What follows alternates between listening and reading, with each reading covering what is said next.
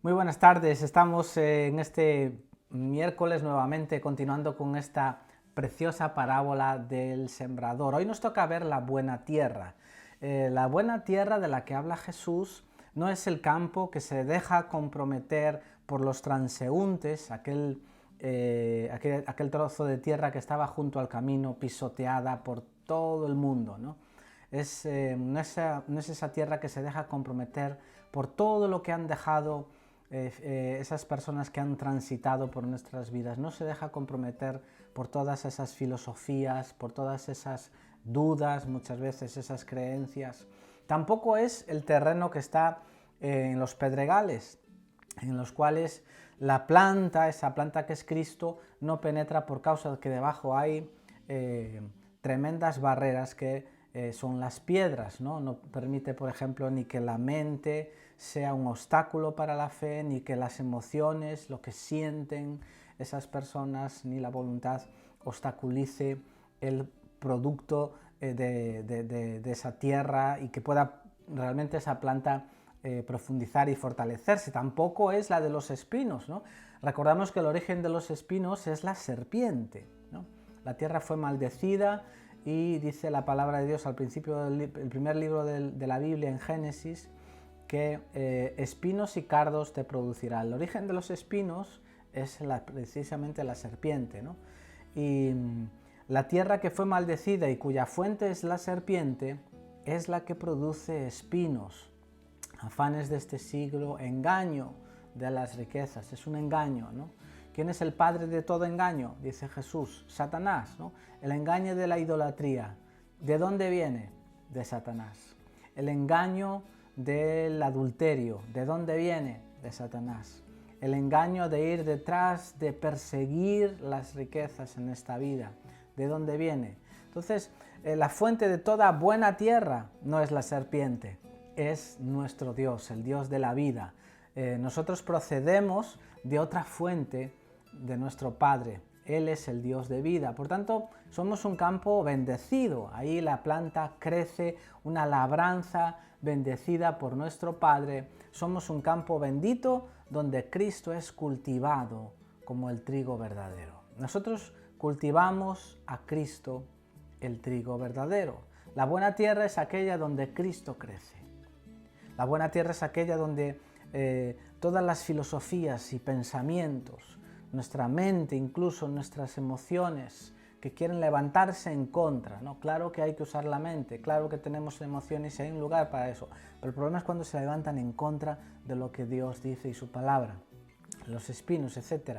Nosotros, por el contrario, la buena tierra es aquella donde Cristo crece y, como vimos, las semillas son sembradas y su desarrollo son sembradas Jesús explica que la semilla es sembrada allí en Mateo, pero el desarrollo de todo eso lo vamos a ver en las epístolas, ¿no?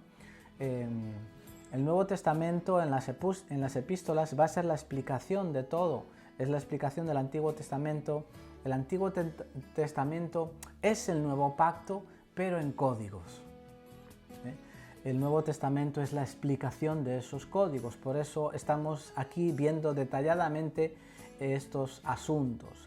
Así que Mateo 13, allí es plantada la semilla, pero en 1 Corintios 3 Pablo explica cómo es eso proceso de la semilla y deja allí establecido en 1 Corintios 3 que nosotros somos labranza de Dios. Dice, yo sembré, el hermano Apolos regó, pero el crecimiento lo da Dios, ¿no? Esa es la explicación de Mateo 13, de la semilla. Allí se nos dice que en el desarrollo de la semilla somos colaboradores de Dios. Unos siembran, otros riegan, pero todo tiene que ver con vida, con crecimiento, ¿no? Pablo no dice, yo enseñé, este edificó y ahora Dios os va a dar como el diploma, no, sino que está diciendo que aquí no hay maestro, pero que sí hay sembradores, ¿no? Estamos sembrando, yo sembré, Cristo sembró y hoy estamos sembrando con este espacio de tiempo y todo lo que hacemos en la vida es sembrar y sembrar y sembrar. No se habla de un edificador como tal, pero sí de uno que riega, por ejemplo, ¿no? Eso eres tú, alguien que es buena tierra, donde está donde se está sembrando, se está regando y Dios te está dando a ti y a mí el crecimiento. Ese es el desarrollo de la semilla. Hay como una primera etapa, donde hay varias etapas en el desarrollo de la semilla. Pablo explica en Gálatas 1, de 15 al 16, dice, agradó a Dios revelar a su Hijo en mí. Esa es la primera etapa. Cristo en la vida de Pablo primero es revelado. A Dios le agradó escogerme, dice Pablo, desde el vientre de mi madre y revelar a Cristo en mí. Entonces, lo primero es que Dios, el Padre, revela a su Hijo en nosotros a través de la obra del Espíritu Santo. Siembra a Cristo en nuestro ser como esa semilla de vida. Eso es lo primero. Dios Padre revelando a su Hijo Jesucristo a nosotros. Esa es la primera etapa, revelar y sembrar a Cristo en uno. Pero hay una segunda etapa. En Gálatas 2:20 dice Pablo, con Cristo estoy juntamente crucificado, ya no vivo yo, vive Cristo en mí. Y lo que ahora vivo en la carne, lo vivo en la fe del Hijo de Dios. Así, el primer paso es revelar a Cristo en mí, pero el segundo paso es que ahora Cristo vive en mí. Repito, después de Cristo ser revelado, Él empieza a vivir en nosotros, a morar, ¿no?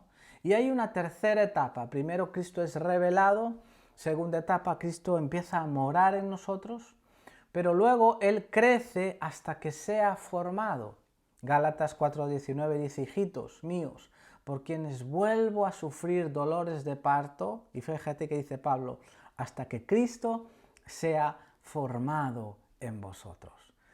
Pablo está anhelando y esperando y orando y sembrando para que lleguemos a la etapa tercera. No solamente que Cristo sea revelado, lamentablemente muchos cristianos se quedan en esa etapa, no solamente que Cristo more, sino que Cristo sea formado en nosotros, dice Pablo. Esas son las tres etapas de la semilla, revelado, luego habitando, morando, pero luego Cristo formado, revelado, habitando y formado. Así que Cristo no solamente vive en nosotros, sino que Él además, Él se forma en nuestro interior. Que Cristo se forme en nuestro interior implica que Él está plenamente siendo establecido en nosotros. Él está plenamente siendo establecido en nuestra forma de pensar. La mente no va en contra, sino que la mente acepta y favorece. Cristo está siendo establecido en nuestras emociones cuando se levantan, emociones caídas, las nuestras, se levantan en contra de la fe, de la paz y demás. Nosotros podemos darle ese lugar aparte y decirle emociones, esperad ahí un momento. Cristo está siendo establecido en nuestra voluntad. Este es el proceso de la semilla. La tierra recibió la semilla, se reveló, hay un proceso ahí de germinación, se germina, ¿no? Cuando se germina, ¿qué está ocurriendo? La semilla está muriendo. Cristo dentro de ti muere para traer a existencia una nueva vida. Por eso Pablo dice en Efesios 3:17, a fin de que arraigados en Cristo, o sea, habiendo echado raíces en Cristo. ¿De qué está hablando Pablo? De que cuando un árbol se planta y extiende sus raíces en la tierra, de donde obtiene los nutrientes, ¿no? Eso es como, por ejemplo, el que Cristo sea formado en nosotros es como, por ejemplo, la ilustración, imagínate, pues de un guante, ¿no? El guante no es nada, el guante lo dejas en la mesa, no es nada, ¿no? Pero el guante que eres tú, ¿no? Somos un recipiente. Entonces la mano es Cristo que quiere propagarse ahí a los 5 dedos, no a 4 dedos, a los 5 dedos. Cristo quiere entrar en ese guante, Cristo quiere alcanzar nuestra mente, nuestras emociones, nuestra voluntad, todo el corazón, y esa expansión de Cristo va a significar que habrá hecho su hogar en nuestro corazón al ocupar y poseer todo nuestro corazón. Nuestro corazón, el centro de nuestro ser, es decir, el alma al completo, mente, emociones y voluntad, y también esa parte del espíritu, por ejemplo, que es la conciencia, ¿no? Entonces, ocurre como cuando tú compras un piso, ocupas todas las habitaciones son para tu disposición, ¿verdad? Entonces un guante fue hecho para contener una mano. Tú fuiste hecho para contener a Cristo. Fuera, si Cristo no está, ese guante está muerto, ¿no? De hecho, Pablo dice también que estábamos muertos antes de recibir a Cristo como el Señor de nuestras vidas y Salvador. Estábamos muertos. ¿En qué? Muertos en nuestros delitos, muertos en nuestros pecados, en nuestros vicios.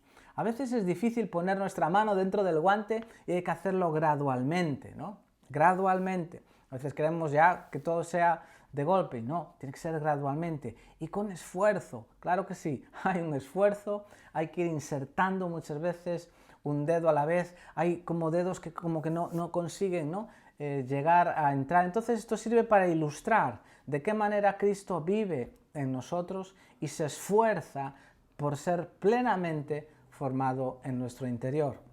Igual que la mano tiene que hacer un esfuerzo para meterse en el guante, hay un esfuerzo que hay que hacer para que Cristo pueda irse metiendo en nuestra mente, en nuestra voluntad, en nuestras emociones, en nuestra conciencia, ¿no? Pero Él está a la espera de que le demos la oportunidad de propagarse en todas las áreas de nuestro ser. Cuando Él pueda hacerlo, será formado en nuestro ser. Ahí eso es un cristiano maduro, en el que Cristo ha sido formado en el tiempo. Muchas veces los cristianos decimos y pensamos que por el hecho de tener tiempo en el Señor y haber escuchado charlas ya estamos y somos maduros, y no es así, ¿no? No es así. Se trata de que Cristo se propague a todas las áreas de nuestro ser, le rindamos nuestra mente, le rindamos nuestras emociones, nuestra voluntad, nuestra conciencia, ¿no? Cuando uno ve moverse el guante, ¿verdad? No es el guante el que se está moviendo, ¿no? Es la mano que está dentro del guante. Parece que el guante está vivo, pero no. Tú sabes que es la mano la que mueve el guante. Del mismo modo, Cristo en nosotros. Cuando Cristo ha sido formado en nosotros, tus movimientos, bendito sea Dios, son los movimientos de Cristo. Te mueves en perdón, la gente ve a Cristo en ese movimiento. Tú te mueves en ser amable y no brusco, la gente ve a Cristo en ese movimiento de ese guante que eres tú. Tú te mueves en fe verdadera, la gente ve a Cristo moverse ahí. Te mueves en amor, la gente ve a Cristo moverse de ese modo, ¿no? Por el contrario, si yo me muevo en queja, ¿no? Por ejemplo, pues la gente no puede ver a Cristo en ese movimiento. Si yo me muevo en temor, la gente no puede ver a Cristo en ese momento, en desesperanza, en incredulidad. Ahí la gente no puede ver a Cristo en ese movimiento. Entonces, en esto consiste la propagación de Cristo que mora en nosotros. La propagación de Cristo que mora en nosotros es ese crecimiento de la semilla dentro de nosotros. Y todo esto es un proceso. Hay que invertir en ese proceso, hay que echar tiempo, claro que sí, no es de la noche a la mañana, pero hay un esfuerzo que hacer, es activo, hay una parte nuestra que tenemos que poner toda nuestra carne en el asador para que ese proceso vaya adelante. Es el crecimiento de la semilla para que puedas llegar a la madurez. Lamentablemente hay cristianos que no llegan a la madurez, ¿no? Pero la voluntad de Dios es que tú y yo sí lleguemos a la madurez, que Cristo sea formado en nosotros. Eso decía Pablo.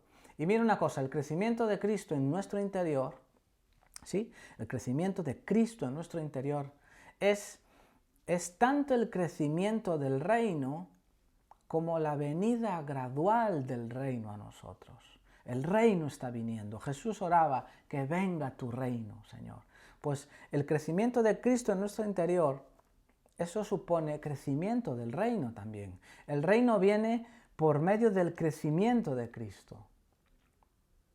A medida que el Cristo que mora en nuestro ser se expande y crece en nuestras partes interiores de mente, corazón, voluntad, etc., el reino está viniendo. Incluso en este mismo momento se está produciendo la venida del reino, pero esto ocurre muy lentamente a causa de la condición en la que se encuentra nuestra vida, sobre todo el alma, ¿no? Si cooperásemos más adecuadamente con el Señor, se aceleraría no solamente la venida del reino en nuestras vidas, sino también la venida del Señor a este mundo. Muchos piensan que el reino de Dios vendrá automáticamente y no es así. Y que mientras esperamos su manifestación, pues nos dedicamos a nuestra vida. Y no es así. El reino no viene de esa manera. Según la Biblia, el reino viene por el proceso de crecimiento del Cristo que mora en nosotros. Ahí es cuando viene el reino. Cuando el proceso de crecimiento se está dando. Cuando el Cristo que mora en nosotros crece en nuestro ser, eso va a significar que el reino ha ganado más terreno en nuestro ser. Estamos hablando del reino de los cielos, ¿no? La venida plena del reino va a ser la madurez del crecimiento de Cristo en ti y en mí. No solamente la segunda venida que esperamos, hay por un lado el crecimiento del reino va a darse no solamente en la segunda venida, sino se está dando ya con el crecimiento de Cristo en mí y de ti, que se está formando en la tercera etapa. Él fue revelado, Él ha sido revelado a ti a través de la conversión, del nuevo nacimiento, pero hay una etapa 1, la etapa 2 y la etapa 3. En la etapa 2 Él mora en ti, sí, pero todavía no ha sido formado. Todavía la mente sigue siendo un obstáculo, o las emociones, o la voluntad, etc.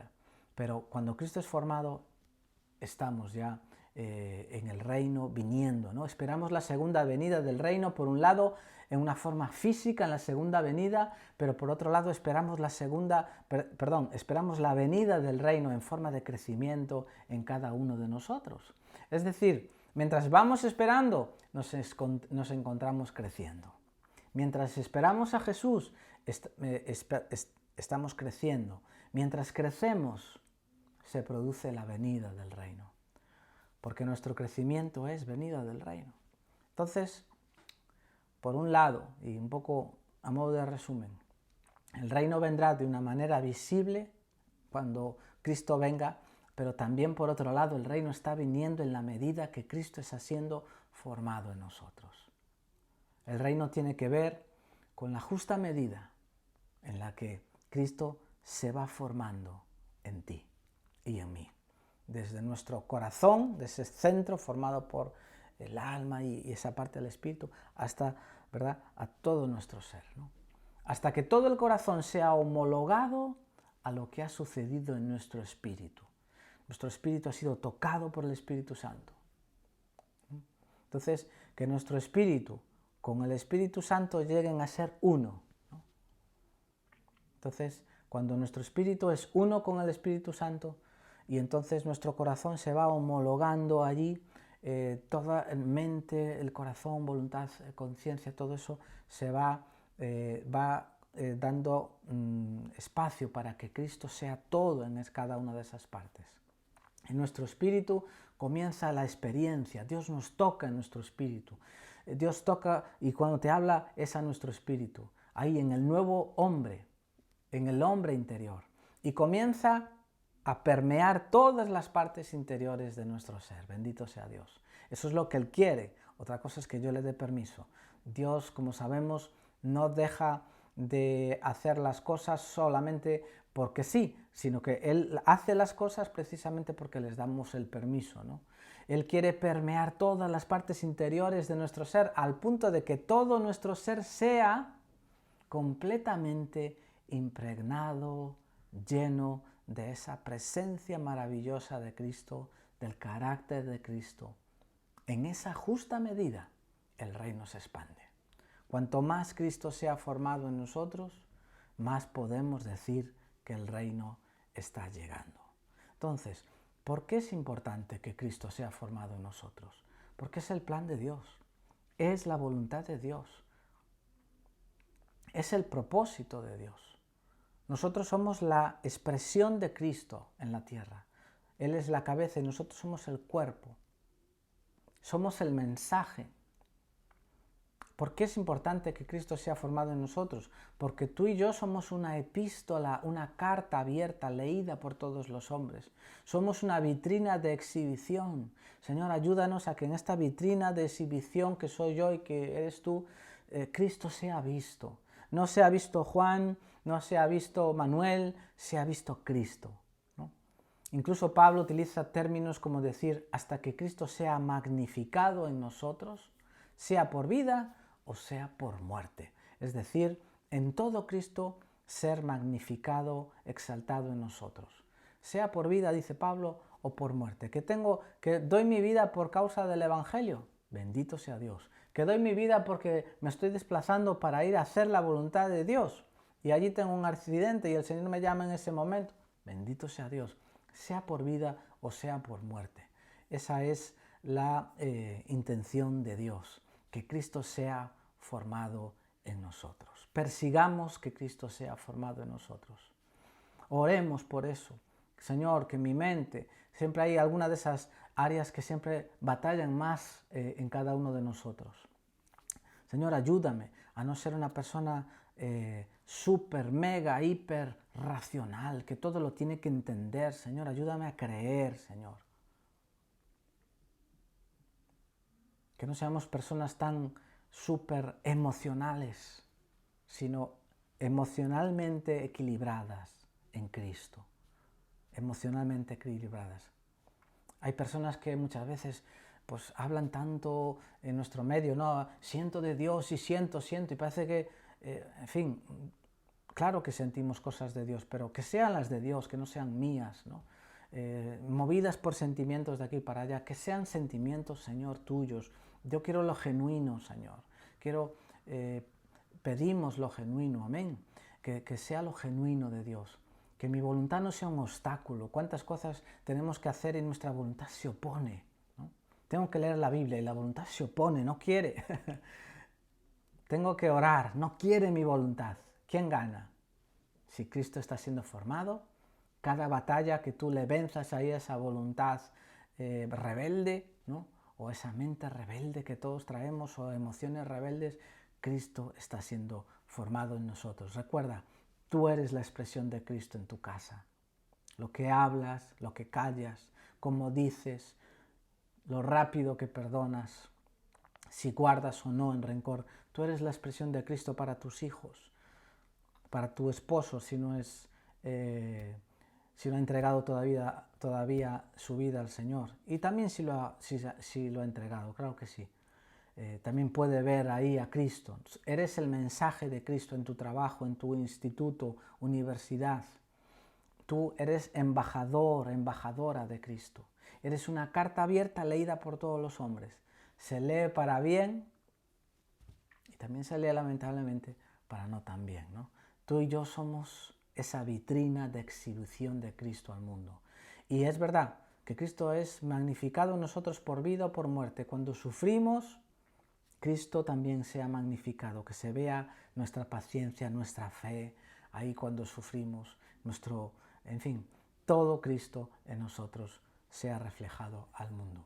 Así que la buena tierra, que eres tú y que soy yo, no se deja comprometer por todos los transeúntes que pasaron junto al camino, no se deja comprometer por nuestro corazón, que sea una piedra, no se deja comprometer para este mundo con los espinos, no vive para este siglo, ¿no?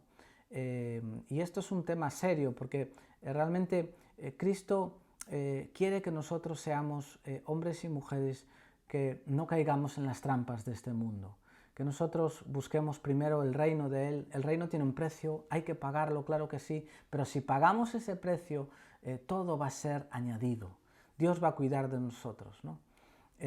Y lo que dejas a tus hijos, a este mundo, es lo que tú trabajaste para Dios. El apóstol Pablo hacía tiendas, y hacía tiendas grandes, posiblemente tiendas de campaña para el ejército de Roma, incluso posiblemente tenía gente que trabajaba para él, pero por eso él a veces decía que sabía estar en abundancia, quizá tenía momentos donde podía tener bastante poder adquisitivo, pero nadie habla de las tiendas de Pablo. A nadie le interesan las tiendas de Pablo. Lo único que nos quedó del apóstol Pablo es la revelación que Dios dio. El único legado que tú le vas a dejar a tus hijos, a tu familia y a tu generación es lo que has ganado en Cristo. Es lo que has ganado de Cristo, lo que has hecho de Cristo. El único legado para la eternidad es lo que has hecho para Cristo. Entonces, si el Señor nos permite, continuaremos haciendo discípulos en muchas ciudades por medio de no estar atados a nada de aquí, no estar atados a agendas y a tantas cosas. No estamos aquí para mejorar nuestro nivel de vida. Estamos aquí para glorificar a Dios, llevar el Evangelio, hacer discípulos a todas las naciones, mientras cumplimos nuestras responsabilidades y bien cumplidas, y como el que mejor, ¿verdad? Pero no estamos aquí para eso. Si Dios te prospera y eres una persona próspera, es para que tú seas una fuente de recursos para el reino, para que seas, no para que tú pierdas tu legado o vivas para lo que queda en la tierra cuando te vayas, no, ni mucho menos para que te apartes de él como tanta gente le ha pasado, es una trampa. Si Dios te da una empresa para que tú generes recursos, es para el avance del reino, ¿no? Pero Pablo dice, teniendo sustento y abrigo, estemos contentos, ¿no? Contentos. El apóstol Santiago dice, dile a los ricos de este mundo, mándales, dice, mándales, no aconséjales, mándales que no sean altivos, que no pongan su confianza en las riquezas, que son perecederas, dice, sino que sean ricos en buenas obras. En otras palabras, que los prosperados, ricos o llámale como quieran, den, sirvan, financien proyectos para el reino. Esa es la idea de que Dios nos prospere a nosotros. Dios no es un tacaño y no hay quien haya dejado nada de aquí que no reciba 100 veces más y en el cielo la vida eterna. Dice Jesús, el que haya dejado padre, madre, esposa, tierras, va a recibir su recompensa, ¿no? Quien recibe esa recompensa es esa persona que deja para extender el reino. Así que con ese cuidado del engaño de las riquezas y buscando una vida sencilla, no preocupándonos de este sistema y de esta era, sino en ese sentido pues buscar el reino de los cielos, ¿no? La buena tierra es la que venció todas estas cosas, venció los afanes, venció a las aflicciones también, venció la aflicción, venció también la persecución, toda esa área de sufrimiento, siguió adelante a seguir a su Señor. Que Dios te bendiga, seguimos viendo estas maravillas del reino con más parábolas el próximo día. Un abrazo a todos.